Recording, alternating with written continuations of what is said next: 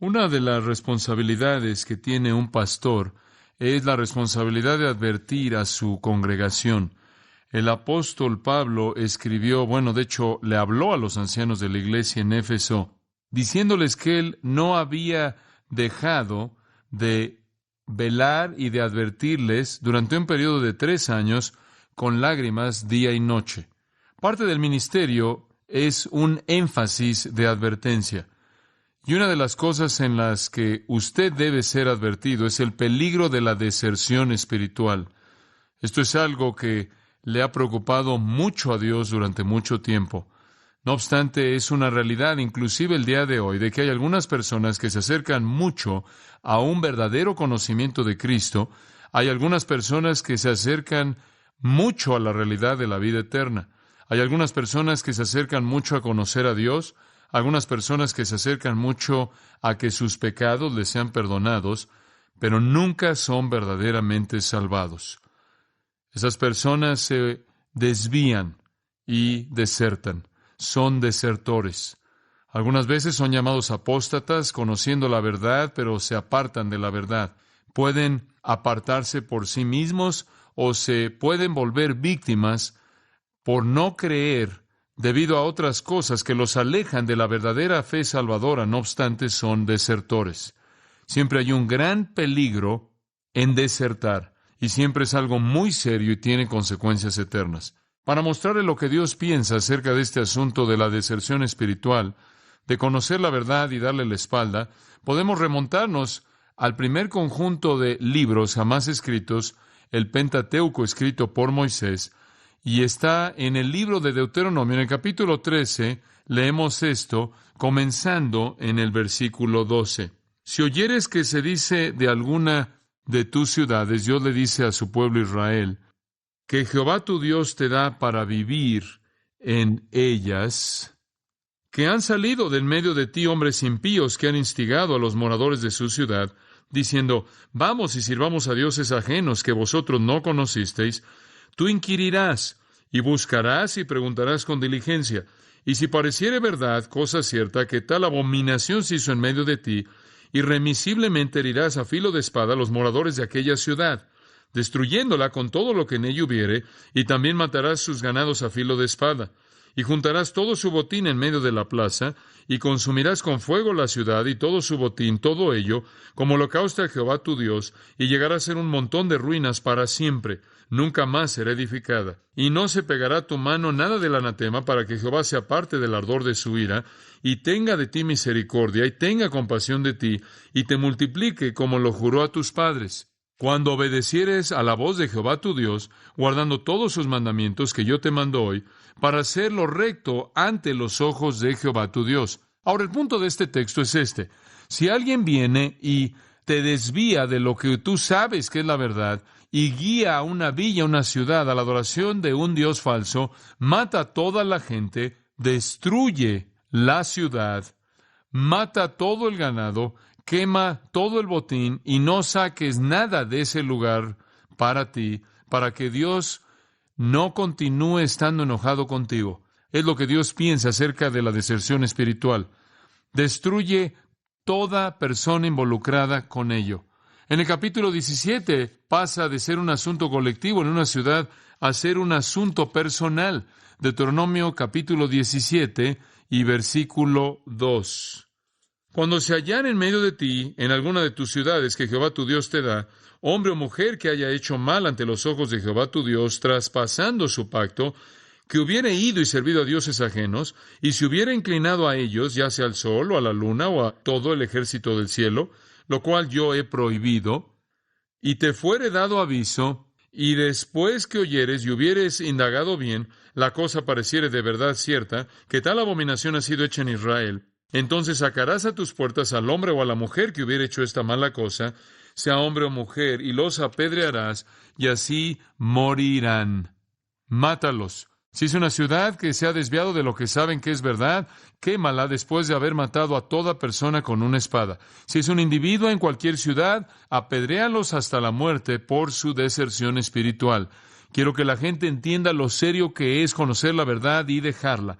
Es un asunto muy serio. Ahora, con eso en mente, quiero que vayamos al capítulo 10, Hebreos capítulo 10. Y en el Nuevo Testamento encontramos un paralelo muy, muy importante. Hebreos capítulo 10. Y observe conmigo el versículo 28. Hebreos 10, 28. El que viola la ley de Moisés por el testimonio de 2 o 3 testigos muere irremisiblemente. Ahora, ese es un principio del Antiguo Testamento. Cualquier persona que se aparta o deja la ley de Moisés, lo cual incluía la adoración del Dios verdadero y el Dios verdadero únicamente, ningún otro Dios. Cualquier persona que deja la ley de Moisés después de haber realizado una investigación apropiada y la confirmación de 2 o 3 testigos, que dicha deserción fue de hecho verdad, muere sin misericordia. Ahora, si eso es verdad, si Dios dice, cuando violan la ley, aplasten a la villa entera. Si Dios dice, cuando un individuo se desvía de lo que conoce que es la verdad y externamente ha hecho un pacto con esa verdad, si se desvía y sigue a dioses falsos, apedréanlos allí en el lugar. Si ese es el castigo para una deserción de la ley de Moisés, después noten el versículo 29. ¿Cuánto mayor castigo pensáis que merecerá el que pisoteare al Hijo de Dios y tuviere por inmunda la sangre del pacto en la cual fue santificado e hiciere afrenta al Espíritu de gracia? Esa es una pregunta. ¿Observó usted el signo de interrogación al final del versículo? ¿No es razonable suponer que si una deserción en el Antiguo Testamento, lo cual fue una violación de la ley de Moisés, traía una muerte instantánea, ciertamente se merece un castigo mucho más severo el que pisotee bajo sus pies al Hijo de Dios?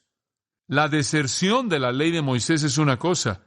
Pisar al Hijo de Dios es algo aún más severo. Ahora, ese es el punto en el que quiero que se enfoque. Y quiero hablarle en esta mañana acerca del peligro de la deserción. He notado que en nuestra iglesia, a lo largo de los últimos años, y particularmente en los últimos meses, han habido personas que han estado con nosotros durante un tiempo y frecuentemente me he cuestionado la realidad de su salvación y de pronto han desaparecido. Tengo este temor de que la realidad es que vinieron y externamente se identificaron, pero nunca realmente conocieron a Cristo, y que todo lo que se ha manifestado en su deserción, a menos de que alguien dijera que no hubo una advertencia suficiente, me gustaría tomar esta hora, en esta mañana, para advertirle del peligro de una deserción así. Solo hay 2 respuestas posibles al Evangelio. Muy bien, solo 2. Una es llegar a la fe salvadora. La otra es retroceder y desertar. Esas son las únicas 2 respuestas. Si usted ha oído y entendido el Evangelio, o lo cree o lo rechaza. Si usted cree para salvación, usted sabe que Dios entonces le promete el cielo eterno. Si usted deserta y rechaza, entonces Dios promete que enfrentará el infierno eterno. Esas son las únicas 2 respuestas. En este capítulo 10 de Hebreos, el escritor de Hebreos ha estado hablando del Evangelio. De hecho, antes en el capítulo es claro lo que ha estado diciendo. Él dice, por ejemplo, en el versículo 10, que hemos sido santificados mediante la ofrenda del cuerpo de Jesucristo, hecho una vez para siempre. Y ahí se enfoca en el Evangelio, la muerte de Cristo por el pecado. En el versículo 12, él dice que Cristo, habiendo ofrecido una vez para siempre un solo sacrificio por los pecados, se ha sentado a la diestra de Dios. En el versículo 14, él dice, porque con una sola ofrenda hizo perfectos para siempre a los santificados. Entonces, varias veces él ve la cruz y la obra salvadora de Cristo llevada a cabo. Ahí esa es la esencia del Evangelio. Y el escritor está diciendo, es la obra de Cristo lo que ha provisto salvación. De hecho, en el versículo 18, él dice que a partir de la obra de Cristo viene el perdón de pecados. En el versículo 17 dice que Dios ya no se acordará de nuestros pecados cuando son cubiertos por la muerte de Cristo. Entonces ha estado hablando del Evangelio y la obra salvadora de Cristo. Pero los lectores de esta epístola a los hebreos caen en dos categorías. Están aquellos que creen para salvación y aquellos que rechazan para condenación. En ambos casos conocen el Evangelio, lo entiendan, lo comprenden. Esa es la razón por la que en el versículo 29 dice que han pisoteado al Hijo de Dios, han tenido por inmunda la sangre del pacto y han hecho afrenta al Espíritu de gracia. ¿Por qué? Porque habían visto la obra del Espíritu, habían entendido la sangre derramada de Cristo y el pacto con la cual fue comprada, y ellos entendieron quién era el Hijo de Dios. Entonces, al conocer el Evangelio tenían dos opciones: creer para salvación o rechazar para condenación. Pero lo que hace que esto es tan importante es que cuando usted conoce el Evangelio y entiende quién es el Hijo de Dios y entiende cuál es el pacto de sangre, y usted ha visto la obra del Espíritu Santo y lo rechaza, lo que ha sido reservado para usted es un castigo más severo que lo que la gente del Antiguo Testamento enfrentó. La gente que vivió bajo la antigua economía no sufriría en el infierno, inclusive los incrédulos a los que me estoy refiriendo, inclusive los incrédulos del antiguo pacto no sufrirán en el infierno de la manera en la que los desertores que rechazaron el nuevo pacto sufrirán. Eso es lo que está diciendo. Es un castigo más severo. Y entonces tenemos que enfrentar el hecho de que conocer el Evangelio es la bendición más grande sobre la faz de la tierra y a lo largo de la eternidad, o es la maldición más severa. Y aquellos de ustedes que conocen el Evangelio o están enfilados para la riqueza más profunda o enfilados para la venganza más severa del Dios Todopoderoso. Ahora veamos esas dos opciones. Habiendo dado el Evangelio a lo largo del versículo 18, la primera parte del capítulo, él entonces la aplica comenzando en el versículo 19 en adelante. Comenzando en el versículo 19 vemos la opción número 1 de aceptar a Cristo. Él comienza así que: hermanos, teniendo libertad para entrar en el lugar santísimo por la sangre de Jesucristo, por el camino nuevo y vivo, que Él nos abrió a través del velo, esto es, de su carne, y teniendo un gran sacerdote sobre la casa de Dios, acerquémonos con corazón sincero. Detengámonos ahí. Esa es una invitación. Esa es una invitación. La invitación es acerquémonos. Ese es el verbo principal aquí. Esa es la idea. Acérquense. ¿Qué quiere decir con eso? Venga a Dios. Santiago 4, acercaos a Dios y Él se acercará a vosotros. Eso es lo que Él está diciendo. Acérquense a Dios, vengan a Dios. Dice usted, ¿cómo me puedo acercar a Dios? Y ciertamente el judío va a decir eso. ¿Cómo puedo entrar a la presencia de Dios? ¿Cómo puedo acercarme a Dios? ¿Cómo puedo entrar a la presencia de Dios? Y entonces en el versículo 19, Él dice, teniendo libertad para entrar en el lugar santísimo por la sangre de Jesucristo. Porque a través de su sacrificio, Él ha abierto el camino, y es este versículo 20, por el camino nuevo y vivo que Él nos abrió a través del velo. De tal manera que podemos entrar, porque el velo es ahora su carne y estamos en Él, y Él es nuestro gran sumo sacerdote, y Él nos mete. Él abrió el camino, Él hizo el camino, Él nos muestra el camino, Él es el camino, Él guía el camino. Y Dios ahora está disponible a nosotros. El camino está abierto. Y entonces el escritor dice, debido a que el camino está abierto, el sacrificio por el pecado ha sido ya pagado, ya ha sido presentado, el lugar santo es accesible, la presencia de Dios está descubierta y Él espera a que los pecadores vengan y Cristo inclusive lo va a llevar ahí. Entonces Él dice, acerquémonos. ¿Qué están esperando? Dios está ahí, lo está esperando. El camino está preparado, acérquense. ¿Podría usted subrayar esa pequeña frase de apertura en el versículo 22? Esa es una invitación a la salvación. Acerquémonos, acerquémonos. Pero note, si es tan amable, que el acercamiento tiene algunos elementos básicos. Y aquí Él define la naturaleza de una verdadera conversión. En primer lugar, acerquémonos con corazón sincero. ¿Sabe lo que eso significa? Un motivo puro. Un motivo puro. ¿Y cuál es el verdadero motivo para la salvación? ¿Qué es lo que de manera genuina y honesta motiva a una persona a venir a Dios a través de Cristo? Le voy a decir lo que es. Es el deseo de experimentar el perdón de pecados. Ese es el punto de motivación. Esa es la motivación primordial. Es el llevar la carga del pecado y la culpabilidad y sus consecuencias inevitables tanto en la vida y la eternidad. Y entonces podríamos decir que un corazón sincero emana de un sentido de pecaminosidad, emana de la tierra del arrepentimiento y la confesión. Usted no viene con ningún otro motivo aquí. Usted viene sin superficialidad. La palabra letino significa genuino, real, sincero, honesto. Usted viene a Dios porque está una necesidad desesperada de la salvación que Dios provee. Y usted está genuinamente preocupado por ello. Esa es la razón por la que la descripción del corazón en las bienaventuranzas es tan buena. Usted viene con cierta bancarrota de espíritu, viene con cierta mansedumbre, pero viene impulsado, motivado por un hambre y sed ¿de qué? De justicia. Ese es el corazón sincero, cansado del pecado, arrepentido y anhelando la salvación. Segunda característica, él dice, usted viene en plena certidumbre de fe. Usted no solo viene con una gran conciencia de su pecado, sino que viene con una confianza plena en el Evangelio como algo que es creíble. Usted viene afirmando, sin duda alguna, que el Evangelio es verdad. Es lo que Jeremías dijo en Jeremías 3:10, es venir con todo su corazón. O Jeremías 24:7, en donde dice, con todo vuestro corazón. O Pablo en Efesios 6:5, con sinceridad de corazón.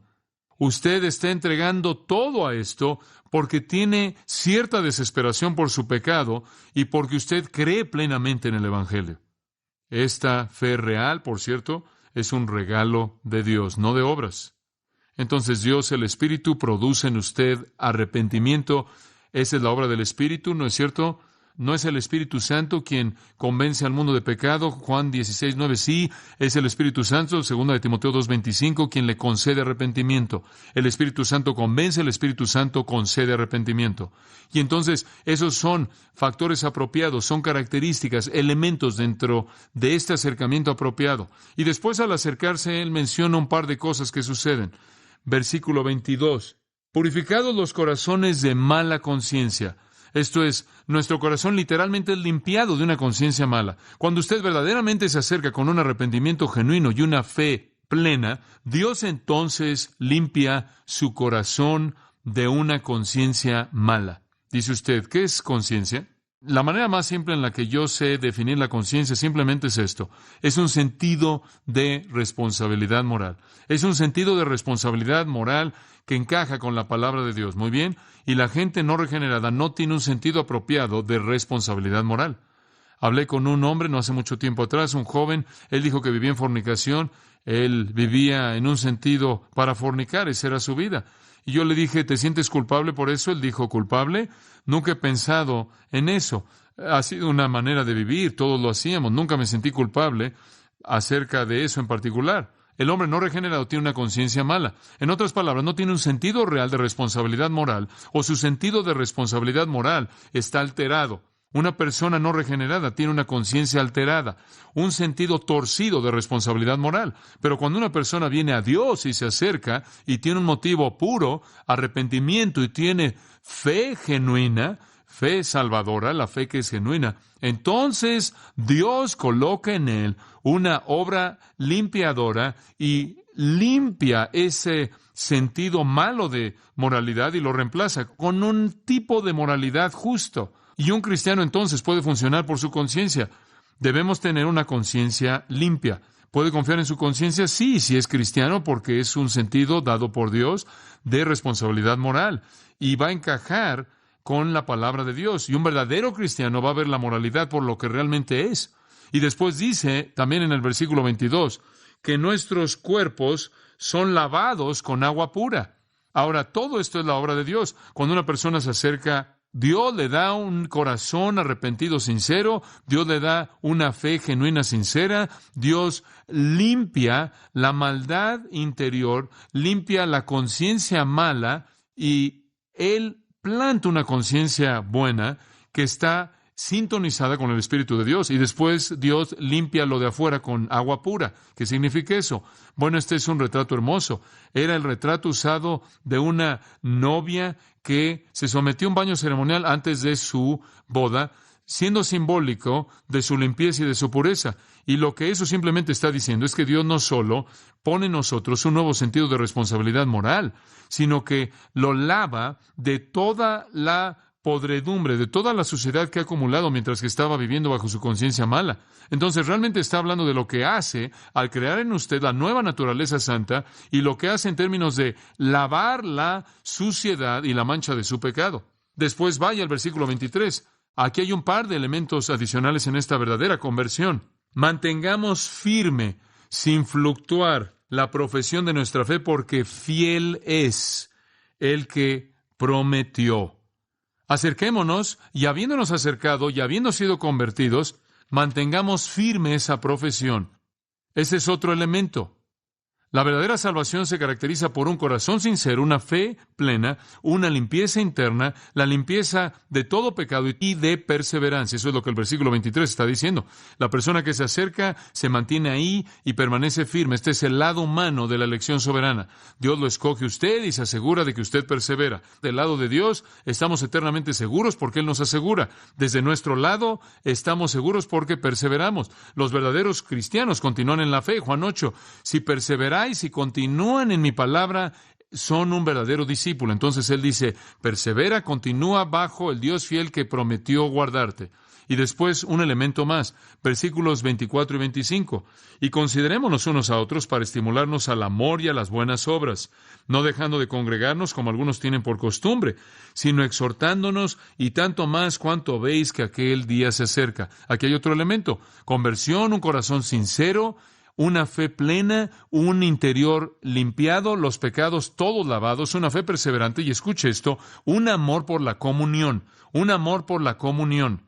Cuando la verdadera conversión ocurre en el corazón, va a haber una congregación, va a haber una estimulación al amor y a las buenas obras, y va a haber un aliento de unos a otros, y más conforme se acerca y se acerca y se acerca al tiempo del acercamiento de Cristo. Ahora, permítame resumirlo. El Escritor dice, el camino está abierto. Él está rogando a estos judíos que leen esta carta, que conocen el Evangelio, pero no han venido a Cristo. Ellos simplemente han estado de pie ahí en la orilla y saben que es verdad. Y Él está diciendo, el camino está abierto, el acceso a Dios está disponible, el velo ha sido quitado y hay un camino nuevo, vivo. Acérquense, dice Él, acérquense, salgan a partir de una convicción genuina, arrepentimiento genuino, fe genuina, y sean lavados por dentro y de afuera para que puedan perseverar y puedan entrar a la compañía de Dios en comunión. Eso es lo correcto. Y entonces le digo lo que el escritor de Hebreos dice. Si usted ha conocido el Evangelio, ha oído el Evangelio, ha entendido el Evangelio, es posible que inclusive usted afirme que es verdad y que externamente se haya identificado con la iglesia y en cierta manera se ha alineado con lo que está pasando, pero hay algo que lo está conteniendo usted de venir a Cristo y de venir en convicción sincera y arrepentimiento, venir con una fe genuina, plena. Y le quiero decir lo que dijo el escritor. Por favor, acérquese. Por favor, acérquese. Y le ruego a usted, debido al versículo 29, porque el castigo más severo que será conocido en el infierno será conocido por aquellos que conocieron la verdad y la rechazaron. Ahora vayamos al versículo 26 y veamos la otra opción, rechazar a Cristo. Esto es trágico. Y aquí encontramos la situación de personas que han oído el Evangelio, han estado cara a cara con las declaraciones de Cristo, pudieron haber estado asociados con la iglesia, pero desertaron. Sus corazones pudieron haber sido calentados, por así decirlo, por el Evangelio de Cristo, pudieron inclusive haber hecho un compromiso superficial, pudieron hasta haberse unido a la iglesia, pudieron haberse identificado con el cuerpo visible, pero no eran sinceros, no tenían un motivo puro, un arrepentimiento genuino, una fe verdadera.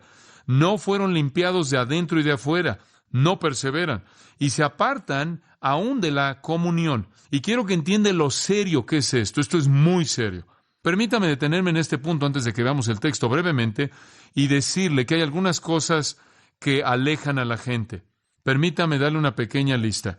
¿Qué es lo que hace que la gente deserte? ¿Qué es lo que lleva a la gente a desertar? ¿Qué presión está sobre la gente que conoce la verdad que los hace darle la espalda sin creer? Número uno, la persecución.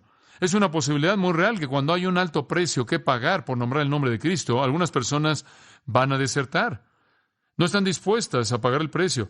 Y cuando piensan en el hecho de que Jesús dijo que algunas personas los van a matar y van a ser odiados por todas las naciones por causa de mi nombre, dicen, eso no es por mí, y esa es la razón por la que en Mateo 24 él dijo que en ese entonces muchos van a apartarse.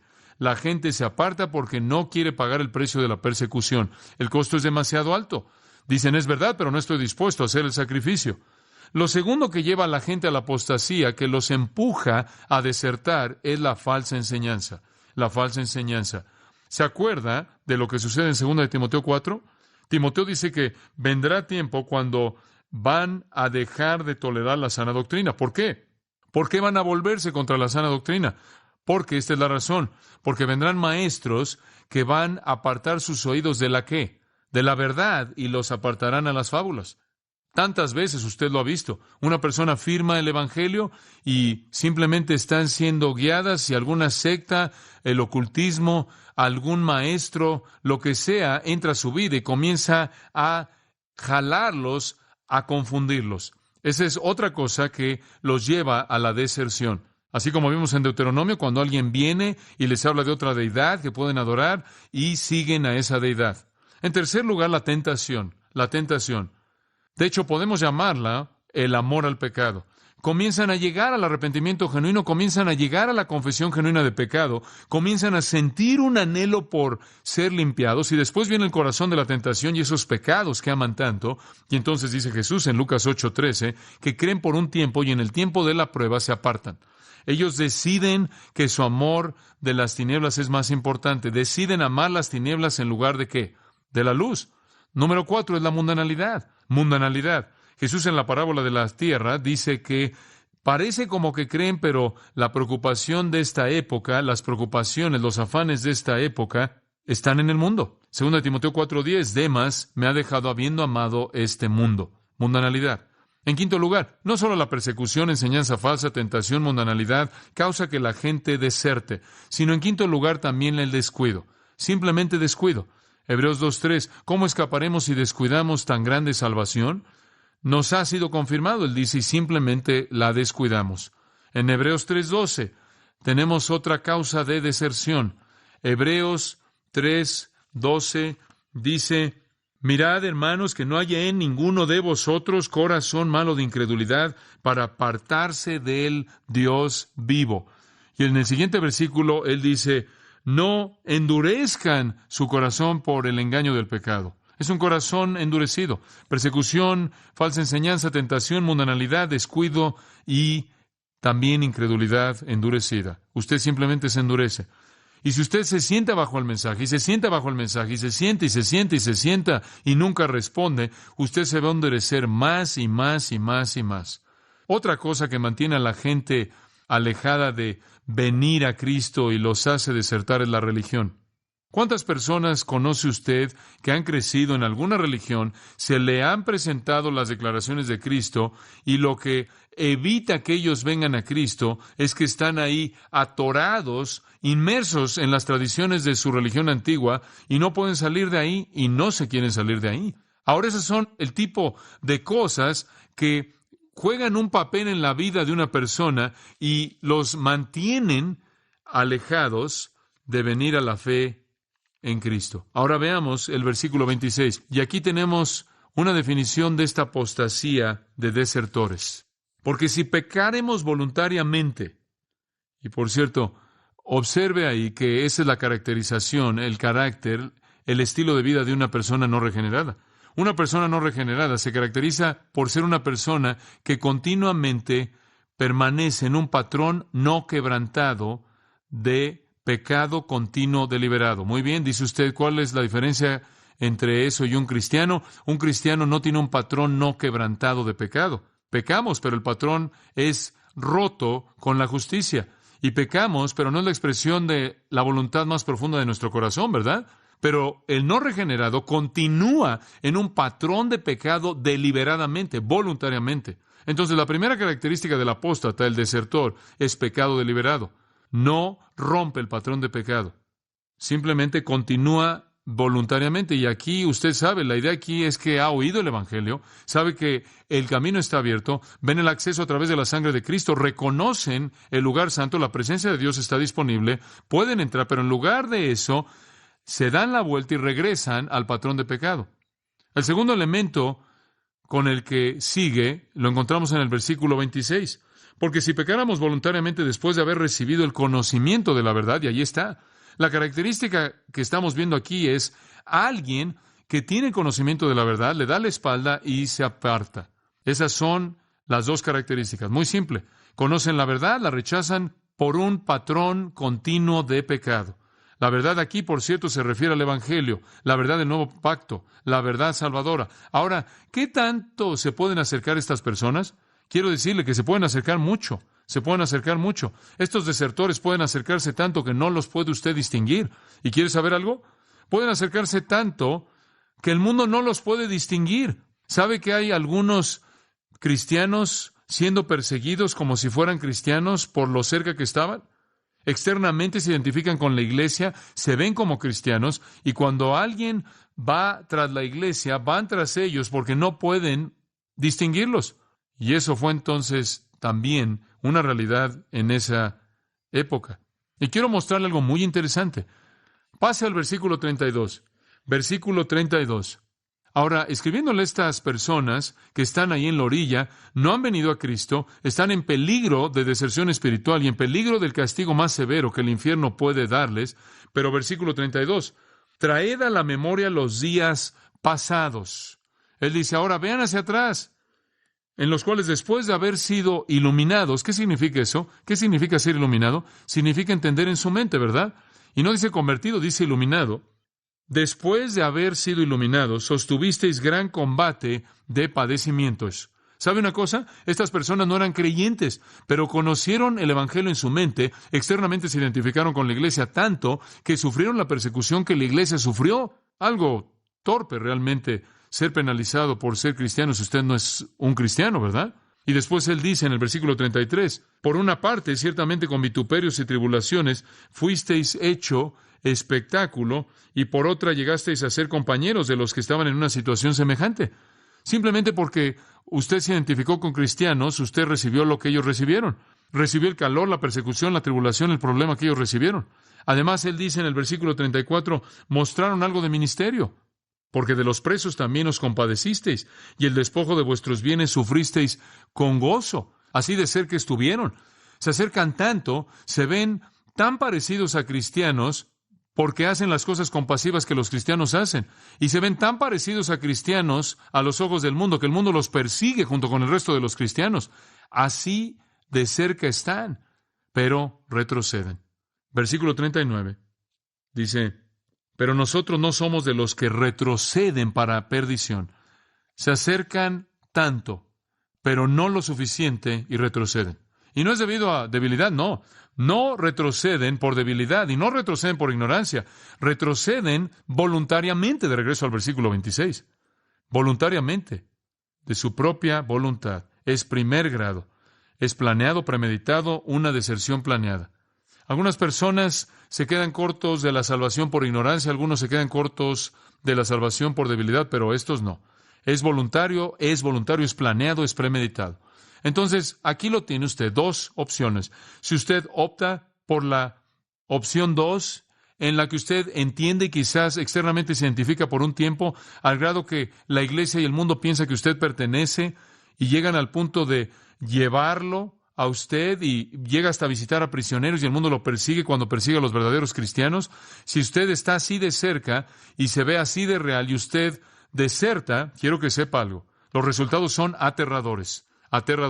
Y quiero mostrarle los resultados. Versículo 26, al final del versículo, dos resultados. Resultado número 1. Ya no queda más sacrificio por los pecados. Ahora escuche esto. Hubieron sacrificios y sacrificios y sacrificios por millones en el Antiguo Testamento, y si usted perdía uno, siempre podía retomar otro. Pero cuando Jesús murió, hubo un sacrificio, y si usted rechaza el sacrificio, la ofrenda sacrificial de Jesucristo, mediante la cual Él abrió el camino a Dios, no hay otra provisión para su pecado. ¿Qué significa eso? Significa que no tiene otra esperanza. No hay sacrificio, absolutamente ningún otro. Solo hubo uno. Y si usted rechaza a Cristo, no hay salvación en ningún otro nombre, ¿verdad? Hechos 4:12, en ningún otro nombre. No hay otro sacrificio, absolutamente ninguno. Esa es una palabra profunda. Como usted puede ver, esa es la razón por la que Hebreos 6 dice que si usted conoce todas estas cosas y las rechaza, es imposible que usted sea renovado para arrepentimiento. ¿Por qué? Porque ha rechazado la única ofrenda. Eso es lo que él dijo allá atrás en el versículo 12. Él tuvo un sacrificio por los pecados y después de lo que Cristo hizo, ¿él qué? Se sentó. ¿Por qué se sentó? Porque la obra estaba terminada. Si usted rechaza a Cristo, no hay sacrificio para sus pecados. Morirá en sus pecados, entonces no hay esperanza para usted. No hay sacrificio. Solo hay una manera. Segundo resultado es juicio. Versículo 27. Sin una horrenda expectación de juicio y de hervor de fuego que ha de devorar a los adversarios. No hay sacrificio, pero hay juicio. Observe la palabra adversarios. ¿No es triste pensar en eso? Estas eran personas que entendieron el Evangelio, entendieron al Hijo de Dios, quién era, entendieron la sangre del pacto, lo que era, entendieron la obra del Espíritu Santo, ellos habían visto las señales y las obras del Espíritu de Dios. Estas son personas que externamente se identificaron con la iglesia hasta el punto en el que pudieron haber sido perseguidos por un lado y pudieron haber sido aceptados en la comunión para mostrar obras de misericordia a los prisioneros. Así de cerca estaban. Se veían como que pertenecían. Y la realidad es que aquellos que más parecían ser amigos terminaron siendo adversarios de Dios. Él los llama sus enemigos, sus adversarios. Increíble. Permítame hacerle una pregunta. ¿Quién de todas las personas que jamás vivieron en la historia de la humanidad fue el que más se acercó a Cristo y desertó? ¿Quién? Judas. Y el infierno va a estar en su temperatura más alta para Judas Iscariote, porque entre usted más cerca está, mayor es el nivel de responsabilidad y severo es el castigo. Entonces él dice, ustedes están esperando una expectativa aterradora de juicio, una furia, un fuego que consumirá a los adversarios. Ese fuego es descrito en 2 de Tesalonicenses 1 como una llama de fuego cuando Jesús regrese, dando retribución a aquellos que no conocen a Dios y no obedecen el Evangelio de nuestro Señor Jesús. Entonces el resultado, ya no hay más sacrificio, solo juicio, solo juicio. Y eso nos trae al texto en el que comenzamos, versículos 28 y 29. El que viola la ley de Moisés por el testimonio de 2 o 3 testigos muere remisiblemente.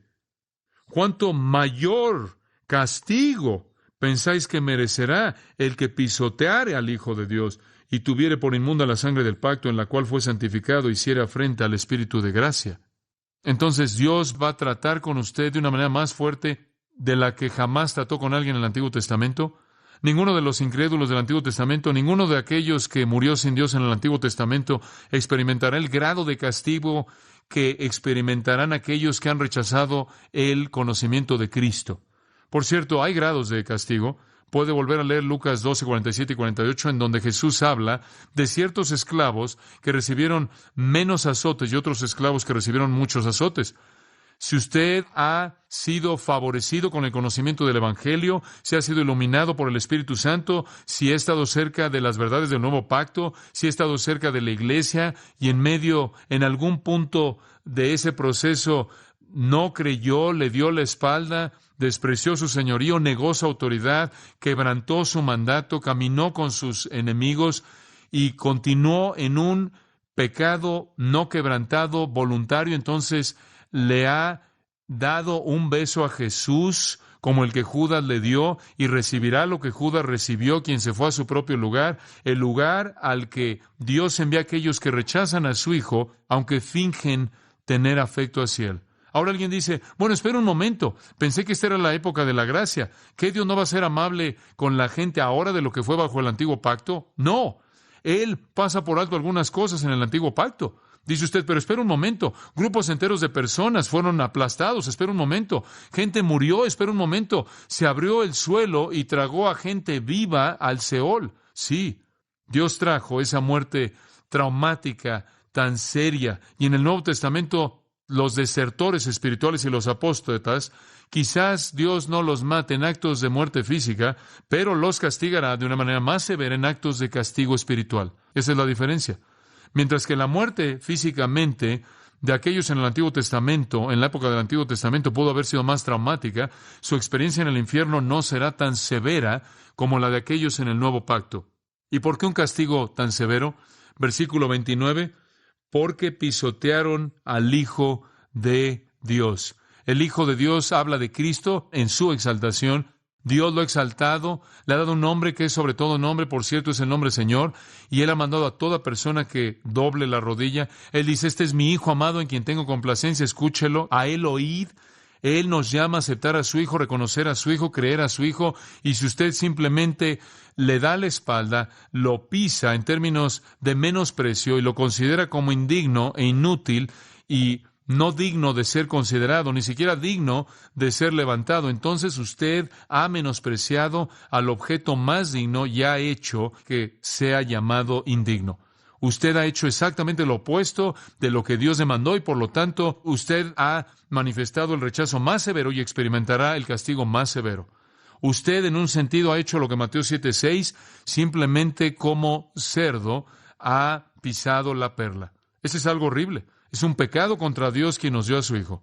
En segundo lugar, Él dice, tuviere por inmunda la sangre del pacto.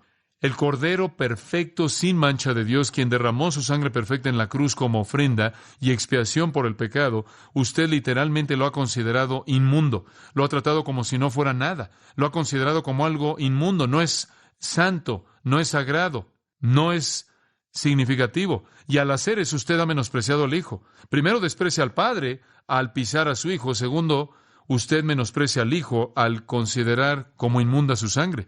En tercer lugar, versículo 29 dice, hiciera afrenta al Espíritu de gracia.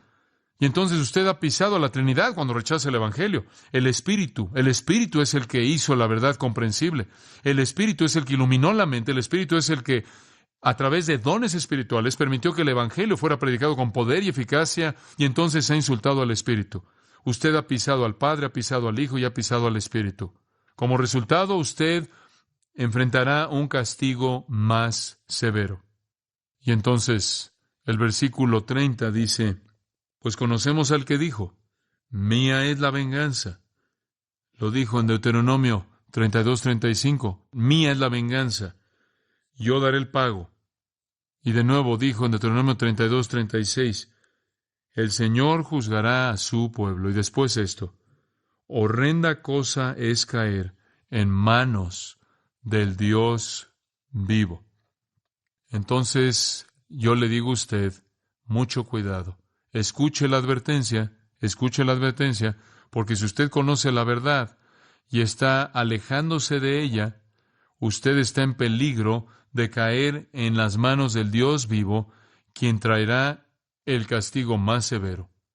El salmista clamó, ilumina mis ojos, no sea que duerma el sueño de la muerte. Es un pasaje trágico, ¿no es cierto? Debe ser predicado. Aunque hemos considerado que aquellos que somos salvados somos salvos porque somos elegidos por Dios, aunque sabemos que somos elegidos, eso de ninguna manera minimiza la necesidad absoluta de clamar a gente que se acerca y advertirles que si no lo hacen, ellos entrarán a un castigo más severo por su incredulidad.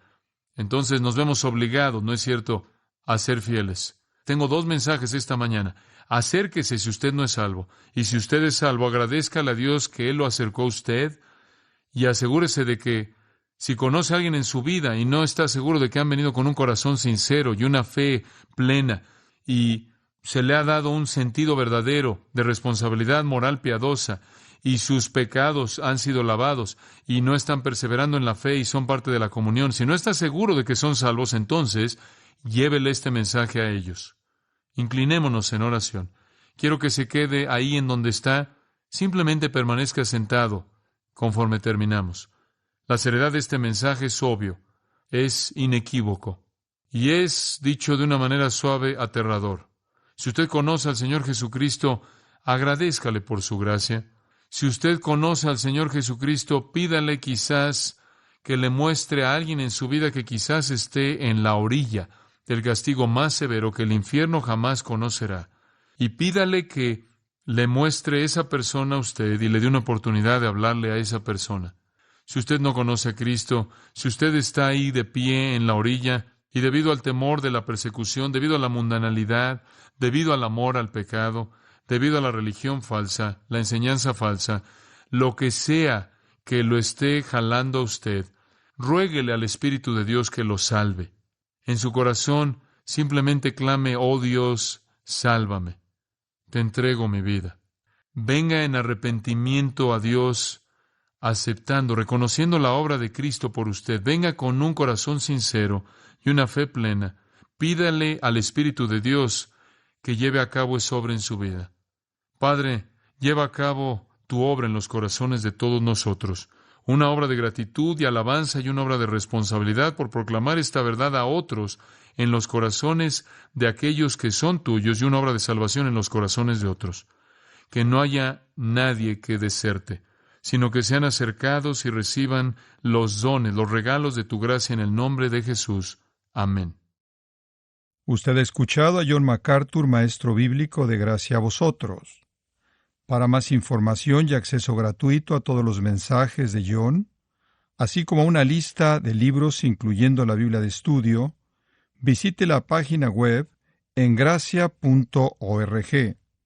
Gracia a Vosotros y el pastor John MacArthur se reservan toda protección y el derecho de autor bajo la ley que esté vigente. La información de derechos de autor está disponible en gracia.org, que incluye instrucciones para limitar la duplicación de este archivo digital. Gracia a Vosotros es una organización sin fines de lucro, dedicada a desarrollar recursos desde las enseñanzas del pastor John MacArthur, las cuales ofrecen la verdad de las Escrituras. Por otra parte, estimado oyente, su apoyo en oración y sus donaciones al ministerio nos ayudan a lograr este propósito para equipar a miles de personas de habla hispana. Si desea hacer una donación u ofrenda, puede hacerlo utilizando su tarjeta Visa, Mastercard, Discovery o American Express. Si vive en Estados Unidos o Puerto Rico, puede llamarnos al 1-866-5-GRACIA. Esto es 1-866-547-2242, o desde cualquier otro lugar ingresando a nuestra página web en gracia.org. Y de antemano, gracias por su apoyo.